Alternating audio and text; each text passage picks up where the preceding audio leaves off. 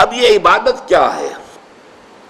عبادت کا جو ایک تو ہمارے ذہنوں میں تصور جو ہے، ہمارا جو زوال کا عرصہ ہے، کئی صدیاں بیت گئیں، کوئی غیروں کے غلام رہے، کوئی اپنوں کے غلام رہے، شہنشاہیت کا دور رہا، مسلمانوں کی شہنشاہیت، اور پھر یہ کہ غیروں کی کولونیل دور آ گیا۔ ہوتے ہوتے عبادت کا تصور سکڑ کر رہ گیا، نماز، روزہ، حج، زکوٰۃ یہ عبادات ہیں، اللہ اللہ خیر صلی اللہ۔ حالانکہ عبادت کا مطلب کیا ہے؟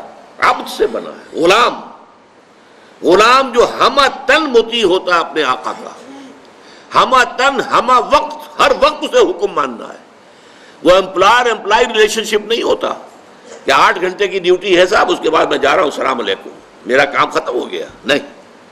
یا آپ نے کسی کو رکھا تھا، اینٹیں ڈھو رہا ہے یا کچھ اور مزدور ہے، شام کو وہ فارغ ہے، اس کے بعد وہ بھی آزاد ہے اور آپ بھی آزاد ہیں، آپ کا بھی ایک ہی ووٹ ہے، اس کا بھی ایک ہی ووٹ ہے، آپ اس ملک کے جو ہے شہری ہونے کے ناطے سے ایک دوسرے کے ساتھ برابر ہیں، آپ کو کوئی اونچا رتبہ حاصل نہیں ہے۔ لیکن غلام اور آقا کا تو زمین و آسمان کا فرق، وہ مملوک ہے اور وہ مالک ہے۔ وہ مالک جو ہے جب چاہے اور جو چاہے حکم دے، اس غلام کا کام یہ ہے کہ مانے، رات کو حکم دیے، دن میں حکم دے۔ اور اسی طریقے سے اگر وہ آقا جو ہے کوئی کوٹڑی دے دے کہ اس میں تم سو جایا کرو رات کو، تو وہ کوٹڑی کا مالک تو نہیں بن جاتا، کوٹڑی ملکیت تو رہتی ہے آقا کی، ہاں استعمال میں ہے، متاع الحیات الدنیا، دنیا کی زندگی کے برتنے کا سامان ہے بس، باقی یہ کہ ملکیت جو ہے وہ تو آقا کی ہے۔ اس تصور میں اللہ کی بندگی، اور بہت خوبصورتی کے ساتھ ادا کیا شیخ سعدی رحمۃ اللہ علیہ نے، زندگی آمد برائے بندگی، زندگی بے بندگی شرمندگی، وما خلقت الجن والانس الا لیعبدون، یہ تو ہمیں زندگی ملی ہی عبادت کے لیے، لیکن یہ جو میں نے ہمہ وقت ہمہ تن اطاعت اللہ کی عبادت کا تقاضا بیان کیا ہے، یہ بھی ابھی مکمل نہیں ہے، اس میں ایک ایلیمنٹ کا اضافہ ہوگا تب یہ عبادت کا تصور مکمل ہوگا، اور وہ ایلیمنٹ یہ ہے اطاعت مجبوری کے تحت بھی ہوتی ہے۔ ہم انگریزوں کی اطاعت کرتے تھے، مجبور تھے، کیا کریں، انہوں نے ہمیں فتح کر لیا، بزور شمشیر فتح کیا ہندوستان کو، اب ہم مجبور ہیں اس کا حکم ماننے کے اوپر۔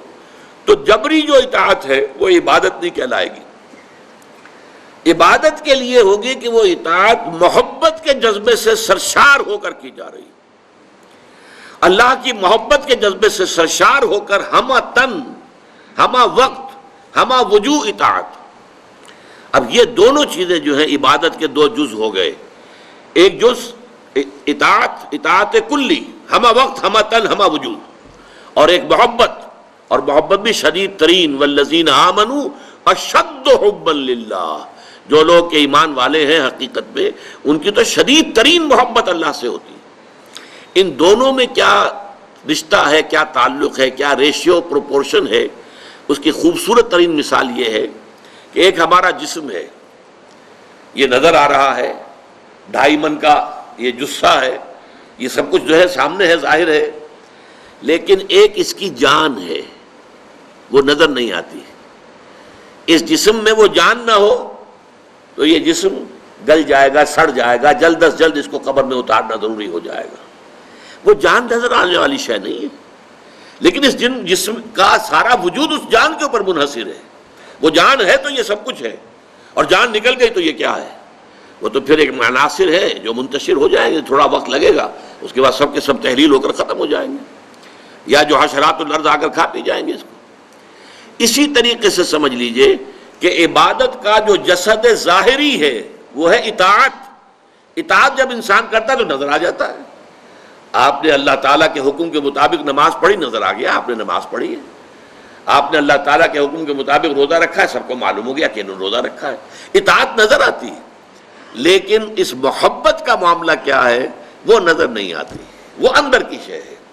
لیکن اگر وہ محبت نہیں ہے تو یہ جسد ہے ایسے جسد کے مانند جس میں جان نہیں ہے۔ اطاعت جو ہے عبادت تب بنے گی جبکہ اس کے اندر محبت کی شیرینی، محبت کی حلاوت شامل ہو جائے، اللہ تعالیٰ کی محبت جو ہے وہ اس کے اندر رواں ہو، جاری و ساری ہو، سرایت کر جائے پورے وجود کے اندر، تب وہ عبادت بنے گی۔ اس کو بہت خوبصورتی کے ساتھ امام ابن تیمیہ کے شاگرد رشید حافظ ابن قیم نے بیان کیا ہے۔ کہ العبادت تجمع اصلین، عبادت دو چیزوں کو، دو بنیادی چیزوں کو جمع کرنے سے وجود میں آتی ہے۔ وہ دو چیزیں کیا ہیں؟ غایت الحب مع غایت الذل والخضوع، حد درجے کی محبت اللہ کے ساتھ، حد درجے کی محبت، اور حد درجے میں اللہ کے سامنے اپنے آپ کو جھکا دینا، بچھا دینا، اپنے عجز اور تذلل، عاجزی، اطاعت گزاری، اطاعت شعاری، اس میں بھی انتہا کو پہنچ جانا۔ یہ دو چیزیں جب جمع ہوتی ہیں، العبادت تجمع اصلین، غایت الحب مع غایت الذل والخضوع، تب جا کر عبادت مکمل ہوتی ہے۔